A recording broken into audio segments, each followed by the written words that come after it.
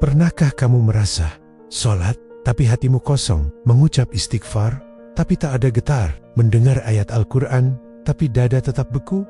Mungkin bukan karena kamu tak paham, tapi karena hatimu sedang keras. Keras seperti batu yang tak lagi mampu menyerap cahaya, tak lagi merasakan sentuhan hidayah, dan tak lagi tergerak oleh peringatan. Rasanya seperti ada dinding tak terlihat yang memisahkanmu dari makna, dari kehadiran ilahi yang seharusnya mengisi setiap sudut jiwa.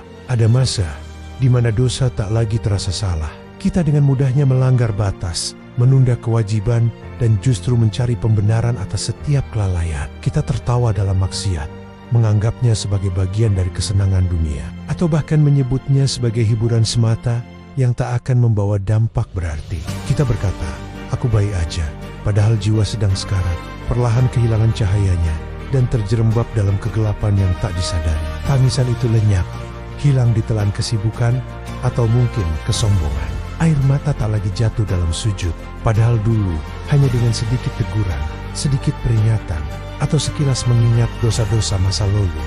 Kita sudah menunduk dan menangis lama, hati tergerak, jiwa merintih, memohon ampunan, dan Allah berfirman, kemudian hatimu menjadi keras seperti batu. Bahkan lebih keras lagi, Quran Surah Al-Baqarah ayat 74, tahukah kamu, hati yang keras tak butuh banyak nasihat, tak pula membutuhkan argumen yang panjang lebar untuk kembali melunak. Cukup satu tangisan yang jujur, satu tetes air mata yang tulus dari relung hati, satu air mata yang jatuh karena sadar Allah masih memberimu waktu untuk kembali, masih membuka pintu ampunan, masih menunggu rintihanmu. Tidak semua orang seberuntung itu.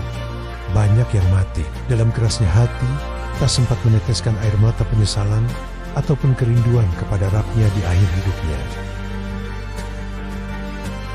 Maka menangislah, bukan karena hidupmu berat, bukan karena kesulitan dunia yang tak berujung, tapi karena kamu rindu Allah yang dulu pernah begitu dekat. Tangisi jarak yang kau ciptakan sendiri, tangisi kelalaian yang membuat hatimu mengeras. Rasulullah SAW bersabda, dua mata yang tidak akan disentuh api neraka, mata yang menangis karena takut kepada Allah, dan mata yang berjaga di jalan Allah.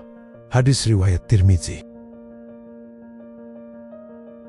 Tangisanmu mungkin kecil, hanya setetes, mungkin terasa remeh di tengah gegap gempita dunia. Namun, bisa jadi itulah pintu lembut yang menuntunmu pulang, pintu yang mengembalikan kelembutan hati, pintu menuju ampunan, dan pintu menuju kedekatan dengan Sang Pencipta.